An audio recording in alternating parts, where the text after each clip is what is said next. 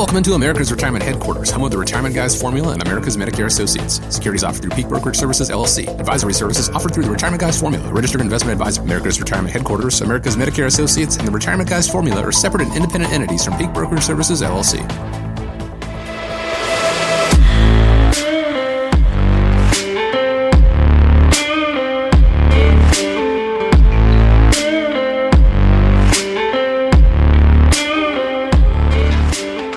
Welcome back to, and thanks for joining us here on America's Retirement Headquarters, home of the Retirement Guys Formula, Retirement Tax Partners, and America's Medicare Associates with Nolan Baker. 419-794-3030 is the phone number. It's 419-794-3030. Online at arhq.com. Don't forget, if you missed the first half of the show, previous editions of the show, you want to catch up, they are there for you to check out at your leisure. Apple Podcasts, Spotify.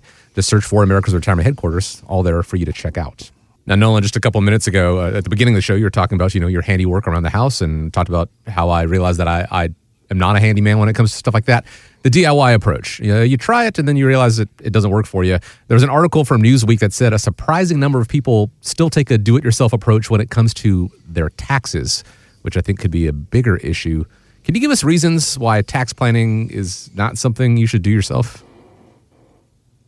Well, filing your taxes is kind of like looking in the rearview mirror. What's done is done. And if you had somebody in the passenger seat helping you steer, showing you how to avoid some of the potholes, how to take smarter turns along the way, and help you reach your financial and tax goals with fewer bumps along the way, that would make a lot of sense. How many people here, I think, is a question I asked that want to pay more taxes, right? I would say if I ask an audience that, the majority, almost probably everybody in the room would say, no, I don't want to pay any more taxes. To me, I think that's the power of working with a retirement tax advisor that's proactive. Whether you do it yourself or whether you should fire your accountant, knowing the options and having a proactive plan, not just recording history, is the big reason why you can have taxes ruin your retirement. In fact, there's 5 tax mistakes that could ruin your retirement. So it's not about filing accurate taxes. There's a lot of do-it-yourselfers that probably file accurately the history. There's a lot of good accountants and CPAs that file taxes and the history good. It's about planning forward. It's about looking at what can be done this year in 2025, not only staying compliant, but minimizing the taxes that you pay, which ultimately results in maximizing the tax return. This has become so important here at America's Retirement Headquarters that in the year 2025, we brought in-house retirement tax partners. And one of the unique things about retirement tax partners is not only do we want to file taxes accurately in a compliant and on time, the thing that makes us fairly unique is the fact that our team at Retirement Tax Partners also provides a tax what-if analysis. And so in the tax what-if analysis, we can see kind of black and white what the difference in changes that could have been made had somebody been better educated about investment choices going forward. I met with a client, we'll call her Helen, recently, and I got together with Helen and we were taking a look at her taxes. And what I had noticed is that, she ended up paying roughly $3,000 in taxes on dividends and interest that she had in her portfolio. And the advice that she got as well, that's just the cost of investing. So first of all, having dividends and interest is a good thing, but the asset location of where those investments are held could have made a big difference, meaning that, had she held taxable investments in a different type of an account, she could have been more proactive in minimizing the taxes that she paid. She's voluntarily paying taxes on money that she's not even using. She needs it for retirement time. So here's the 5 items. Number 1, what I want you to do is make sure that you're proactive on tax planning, not just tax filing. Most software and preparers, they focus on filing, again, what happened in the past. A tax advisor looks ahead. If you're working with somebody that's a retirement tax advisor, they're looking ahead and they're looking at things like, what are the new law changes that are coming out with Social Security? How do the new deductions work for retirees? Do things like Roth conversions make a lot of sense? Are you looking and meeting with your tax professional in November or December and looking at capital gains tax loss harvesting? Are there timely deductions that legally could reduce your tax bill now and in retirement time? If you have enough wealth that you've built and you think that you're going to be okay, what are the steps that you can take to try to maximize the amount of money that you can leave in a legacy? A hint here is a traditional tax deferred retirement account like an IRA or a 401k can be a ticking tax time bomb for your children or anybody that's a non-spousal beneficiary as well. Number 2 is giving you a guidance through complex tax situations. Again, do-it-yourselfers, CPAs, they may be able to help you in specific situations. Maybe if you've inherited a house, how do you impact and what do the taxes look like that if you've inherited some type of asset? Maybe you're looking to sell your business. Maybe you're looking to manage your real estate. You're looking to navigate retirement withdrawals. Tax rules can be very complicated. And just know that there are different tax professionals that are better in other areas than other. Tax professional that's different, that can handle the complex situation that he's having, can make a lot of sense. And again, if you have some of those upcoming areas that come into play, do it yourself or just a general accountant or CPA, you might want to find a specialist in that type of situation. Number 3 is you want to take a look at what is the integration and how does that decision play with what is your financial or your retirement plan.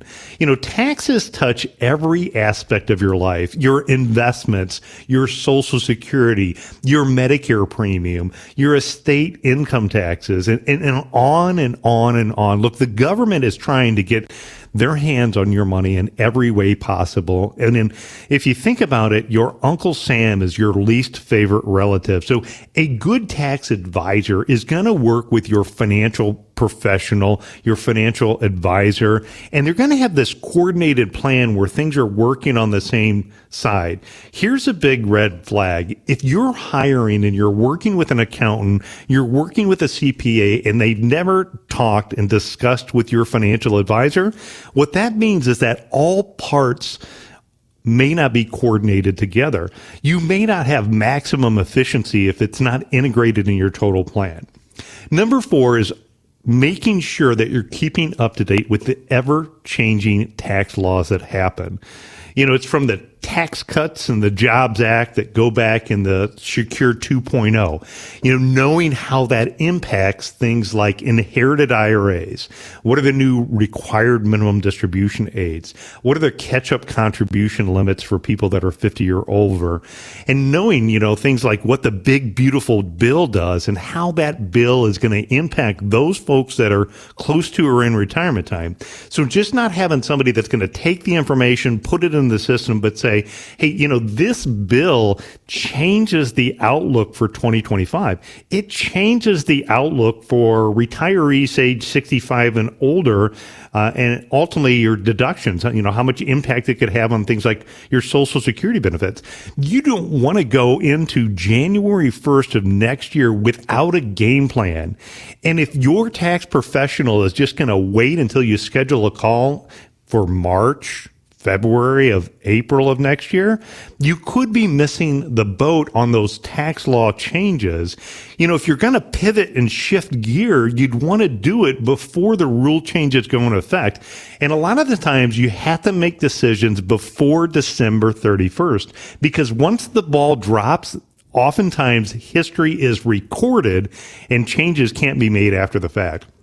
Number 5, the reason why you want to work with a retirement tax specialist is it's going to give you peace of mind, knowing that you're going to have fewer surprises that come up along the way. Look, nobody likes an unexpected tax bill. That's why I meet with my accountant at least twice a year to look at here's what the taxes are. Later on, look at here's how we're doing throughout the year. Your retirement tax advisor You should get year-round clarity, accurate withholdings. You should have smart strategies to help you avoid overpayment, avoid penalties, make sure you're taking advantage of all the opportunities out there. So most people don't realize how much their hard-earned money that they're saving is they're just handing it over unnecessarily in taxes until it's too late.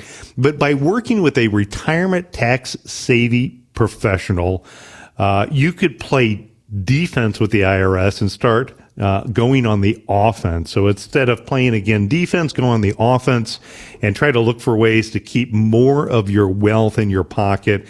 A retirement tax advisor is not a luxury. It's a necessity. And I would say with retirement tax partners here at America's Retirement Headquarters, their mission is to guard your wealth. While it certainly is important to look in the rearview mirror as far as taxes, what you owe through the year prior, it's equally important to look ahead, look through the windshield. What are tax challenges that may come down the line, and then how do we navigate through or around them? That is what the team at Retirement Tax Partners does as part of America's Retirement Headquarters. To find out more, to schedule a time to speak with them, start developing that tax strategy for you. Call 419-794-3030 or go to the website, arhq.com. Back in April, the stock market went down almost 20% in just a couple of days. It did bounce back the following week, and now it's actually near its highest point of the year. But if in April you panicked and sold, you might be wondering what to do now. There was an MIT study that found of the people who tried to time the market and got burned by that action, 30% were just out of the stock market for good. Nolan, what would you tell someone who sold during the crash? You know, I look back and I think about what happens if you try and time the stock market. And it was a couple of years ago, I was teaching a retirement class, doing an event for people that were in retirement time. And of course, at those events, just like most of the retirement seminars that you've been to, you have an opportunity to get together with a financial professional after the fact and talk about your situation. And this gentleman came in, and let's call him Bob. And it was a few months after the market had recently had a sell-off. And this was during the Biden administration. Guy happened to be not a big Biden fan at the time. And what he expressed to me is that because the market recently dropped, what he did is he moved out of the stock market and he moved his money over into traditional fixed investments like bank CDs. And what he told me at the time is that he was just going to sit and wait until this administration was over and not stay invested in equities because he had felt that equities were not going to be the right place to be under the Biden administration. And, looking back, I think that's probably one of the most expensive market timing lessons I learned, because we know looking back, we've had 2 double digits back-to-back great years in the market that had that gentleman continue to sit and catch. And, I lost touch of him after that event. He's missed out on tremendous opportunities. So it's no surprise that when you look at the MIT study, what they found is that people who tried to time the market and got burned, 30% of them were out of the stock market for good. And I want to ask you that question. I wanted you, to be honest with yourself, have you looked back and you've made an investment decision, either by timing the market, getting in and out, based upon your gut instinct, and it burned you? I want in this segment to really kind of walk you through the reasons why not to necessarily do market timing. What I want to do is, I first of all, I want you to have not an all-in or all-out type of approach. And what I mean by that is, and we'll call it Bob's situation, Bob decided to take all of his money out of the equity markets, go into fixed income. So he did an all or none scenario. Now, the problem with that is, number one, he had to get it right? Meaning get out of the market. We know he probably didn't because he did it after the market already had that sell-off. And now, in addition to that, he had to figure out when to get back in. I can tell you, I had met him a couple of months after he decided to get back out. Now, the market had already performed good. We were into the next year. And I can tell you, I get it, because emotionally I was like, well, I want to tell Bob to get back in for the long run, but, the market's already recovered from that recent drop off. How bad's it going to be if he gets burned again, he gets back in? So don't do an all or none scenario. I want you to think of, if you are going to incorporate market timing, what I want you to think about is like driving an automobile, right? Driving an automobile, if you want to set the cruise control, it's fine if you're young, if you've got a long time until your retirement destination gets here, cruise control is fine. But if you're closer to retirement time, meaning that if you're age 55 or older and you've saved a substantial amount of money for your retirement, the most expensive market timing lesson that you can learn is doing the all or none scenario. So the approach that you want to consider is using a gas pedal on your plan. And by that, I mean, we do these investment policy statements for clients all the time. We have software, and what it does is when we put in all of the financial assets that somebody has, it'll tell you a risk score of anywhere from a 0 to 100. Think of 0 like all of your money in the bank. 100 would be like investing in cryptocurrency, right? Huge opportunity, but huge risk associated with it as well. A lot of volatility. So you might look at your plan, and your plan, it might say that it has a risk score of 65. Instead of an all or none type scenario, if you put a, gas pedal onto your plan, if economic conditions started to change, what you could do is you could slow down from 65 miles an hour down to, say, 40 miles an hour. No different than driving in Northwest Ohio. My oldest son, who is now going to college at Florida Atlantic University. I remember when he turned 16, right? It was it was freedom, right? He could now have the freedom to drive down to Bowling Green to go to hockey games. Scary as a parent, though, because I knew those back roads could get you into trouble if you're going too fast. So telling him, look at what the conditions are outside and be adaptive to those market conditions as well. Using that gas pedal, I think, is a good approach. Also, in addition to that, the all or none type scenario, if you look at some of the other statistics that are out there from like JP Morgan, missing some of the best days in the market could be very costly into your long-term return. In fact, over the course of investing and savings for 20 years, it could cut your potential growth in half if you just miss the best 10 days out of the market. And, with fear running high, and most investors on the sidelines after the bad news happens, that's where they kind of miss out. But a lot of those big gains come right after the market has those big sell-offs. Trying to time the market might feel smart in the moment. The data shows otherwise, that it's a wealth-destroying move. Why do people, make big changes to their portfolio after something bad happens? Well, I think one of the things is for a lot of investors, if you have a pile of money, maybe you don't understand the methodology and the philosophy of the investments that you own. Maybe you feel that you have little to no control over what happens in the economy and the stock market.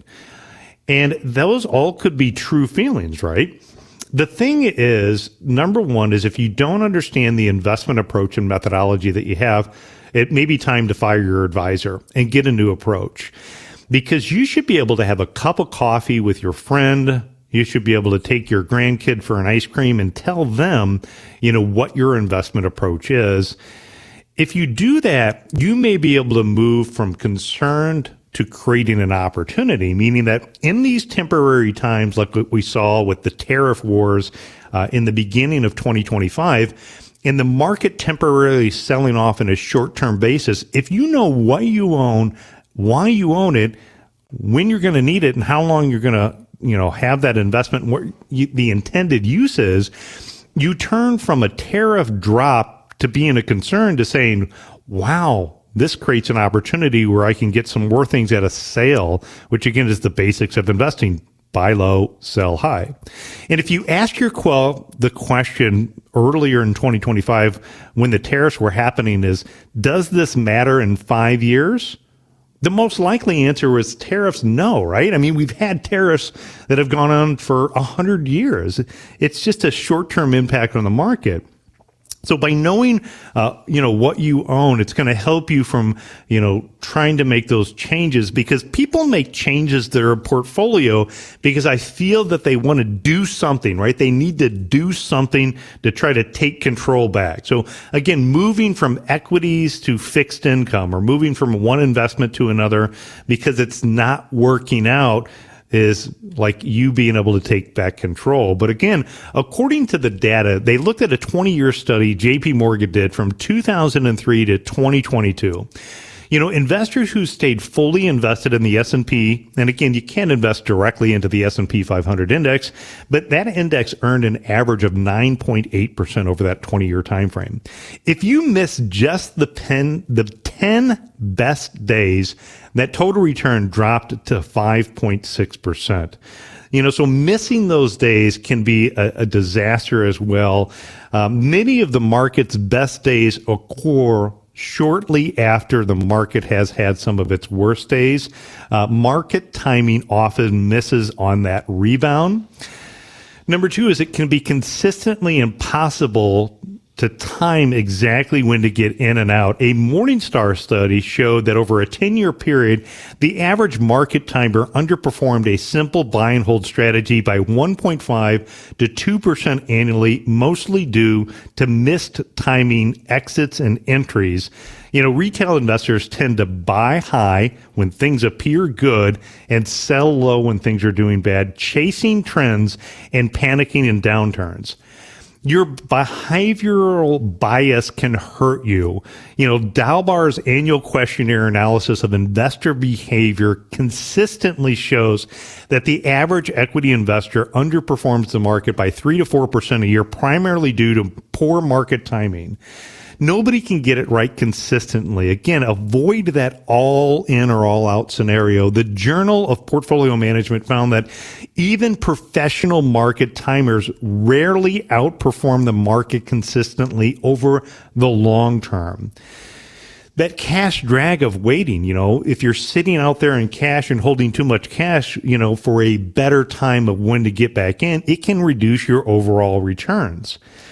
The power of staying invested can help. Studies have shown for your long-term growth bucket of money, that can help out a lot. What I would recommend is, again, if you're concerned about the risk, if you're concerned about equities, that's a valid concern. You want to know what your risk number is. You want to know anywhere from 0 to 100. Does that risk line up with who you are? You don't ever want to respond after the fact. You want to run a fire safety drill. While the markets are at all-time record highs like they are now is a good time to be running the fire safety drill. And saying, if the economy catches on fire, what are the steps that I'm going to take to avoid getting seriously damaged or hurt in that scenario?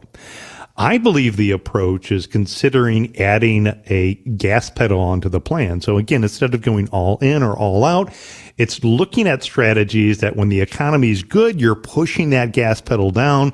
If you look at the technical trends, the moving averages look good, the economic data looks good. It's sunny on Wall Street and the economy, you're going 75 miles an hour. But, when the storm clouds start approaching, then you're slowing down. You're going to 55 miles an hour. Maybe you're slowing down to 40 miles an hour. Know which the maximum level of drawdown is that you have in your portfolio. And the great thing is if you look at the technology and the software that's out there today, an average investor can be able to look at those. And then with the advancements that we've had in the financial products that are available today, there are many products that are available that allow you to be more adaptive to market conditions and develop something that's really customized to who you are. And so if you feel that if the market had a big downturn, your financial advisor would say, hey, just hold on and ride it out for the long term, That could be fine if you have a long time to go until you get to retirement. But if you're, 55 or older and you have substantial retirement savings build up, you need to learn about, again, how to be somewhat adaptive to market conditions. You need to have a formula in place and not use your gut, because the most expensive market timing lesson that I learned was, again, about Bob, who decided to get all out of the market because of his short-term volatility and thinking he didn't like Washington. That's not the formula to win in retirement time. Again, there are strategies that can help you be adaptive to market conditions, and that's the way to win your retirement. Right now is an excellent time to start developing that plan in the way that you don't run an actual fire drill when the house is smoking and there are embers already. You don't want to test the strength of your plan while the market is seeing its hiccups. Go ahead and put a plan together now so that you can avoid that panic selling down the line and make those costly mistakes. The team at America's Retirement Headquarters can help you with that. Just set up the time to speak with them. Go to the website, arhq.com, or you can give a call, 419-794-3030. It's 419-794-3030. As always, want to thank you for joining us here on America's Retirement Headquarters, home of the Retirement Guys Formula, America's Medicare Associates, and Retirement Tax Partners. Hope you have a great week ahead of you. Nolan, as always, appreciate the time. And as we wrap up, I'd like to leave you with the final word. Well, continue to enjoy the summer weather. Next week, Ellie will be traveling to help my niece down at Ohio State get moved into her new place that she's going to be living at for her final year of college down at OSU. So go Buckeyes. And we'll be back next week, same time, same channel, right here on America's Retirement Headquarters, teaching you how to retire.